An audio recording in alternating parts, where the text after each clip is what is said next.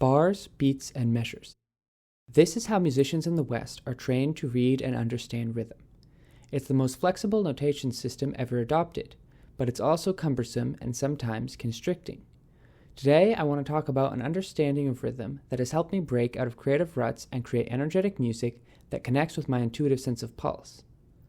I became interested in this topic when I did some temporary work in a warehouse, which involved a lot of waiting around doing nothing without my phone. I guess boredom is the mother of invention, because I started practicing tapping out some polyrhythmic patterns and eventually writing out different rhythms based on simple 2 versus 3 beat subdivisions of different meters. In my crude system, the dots represent the smallest rhythmic pulse, the lines represent the strong beats in the meter, and the circled groupings represent a subdivision of that meter, which can be heard against the strong beats, like this.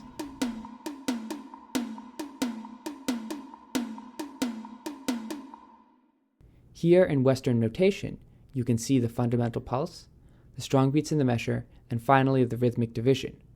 What I noticed is that when dividing the measure into groupings of 2 and 3, you can hear each layer distinctly, like a polyrhythm. However, they also come together to form a composite groove.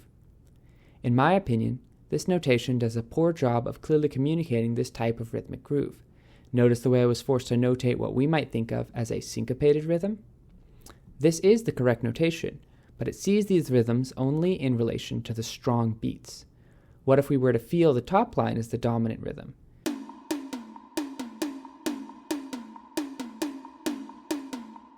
A musician, of course, is trained to hear the eighth note as the fundamental subdivision and mentally project them as they read the larger groupings, but the notation itself does little to show this and doesn't further our understanding of rhythms.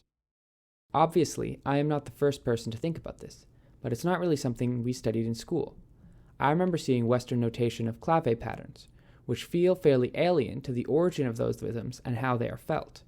Or, conversely, seeing a clock used to represent cyclical patterns in African music during a music cultures class. I actually found that system super intuitive. Approaching rhythm from the basis of Western music notation, as I have done in the past, leads the composer down certain paths. There's nothing wrong with that, but if you want to break out of those patterns, it helps to start with a different system. But I don't think my scribblings are the solution. It turns out what I'm looking for is the work of Godfried Toussaint in his book, The Geometry of Musical Rhythm.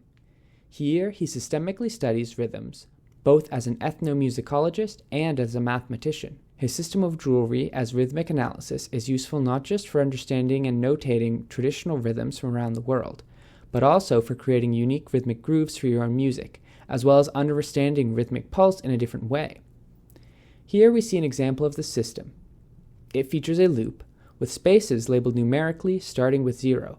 The filled-in spaces are actual beats of the pattern. Toussaint refers to those representations as either necklaces or bracelets. If you draw a cross on top of the loop, you get, in this case, strong beats of a 12/8 measure. A rhythmic necklace is said to contain all rhythms which can be rotated to match each other. A rhythmic bracelet is said to contain any rhythm which can be rotated or flipped to match each other.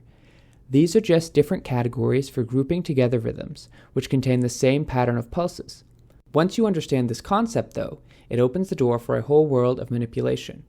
Any rhythm can be rotated to start on a different beat, the same way a musical scale can start on a different note to produce a mode. Or they can be flipped around to produce the inverse of themselves.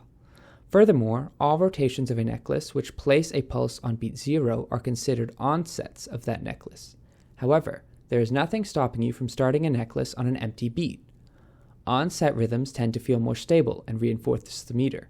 On the other hand, rhythms that avoid beat 0 provide a lot of interest and dynamism. Something pretty fun is that Toussaint actually cataloged what he called the Aksak timeline, which is used in different rotations across the world. Within my system, you see the same 2 plus 2 plus 2 plus 3 progression charted out. Kinda cool. While Toussaint uses bracelets and necklaces as a system of categorization, I think it is a great generative and creative tool. Western notation itself began as a way to write down existing vocal melodies, rather than the compositional tool it is often seen of today. But how might we use these systems in practice? Let's start with the second onset of the Aksak timeline. Here, labeling starts at 0 because he's a math guy. Then, let's create a second timeline that emphasizes the offbeats to build a 2-bar groove combining our first pattern with the second pattern. We also draw in the strong beats of the meter, in this case 9/8, to set our pattern against. Here's what our groove sounds like.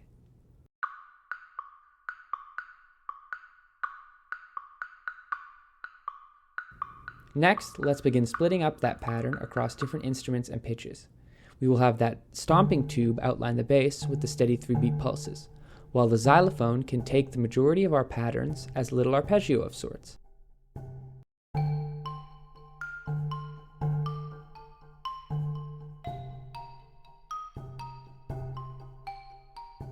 Let's use the marimba to further emphasize the strong beats in the first measure and some of those offbeat patterns in the second measure. Then, let's add the cello pizzicato to reinforce the bass and fill in the gap left by the stomping tube.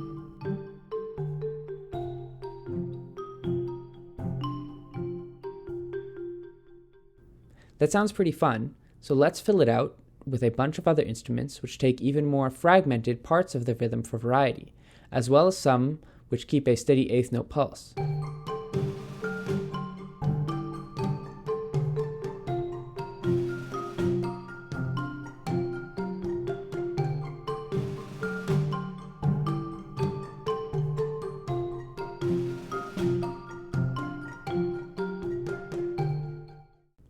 Finally, let's see what the loop sounds like with the melody on top.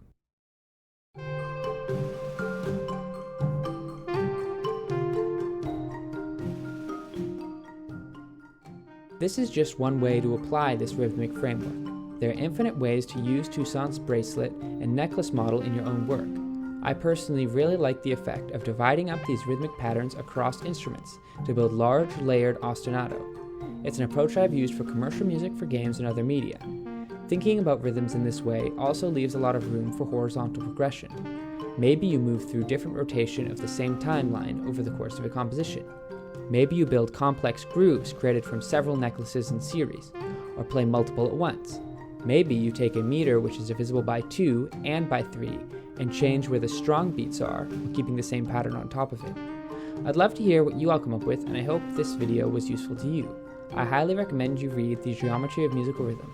This is just one idea from the book, but there's plenty of good stuff on there to chew on. Thank you for watching. I hope to create more music theory and composition related videos in the future.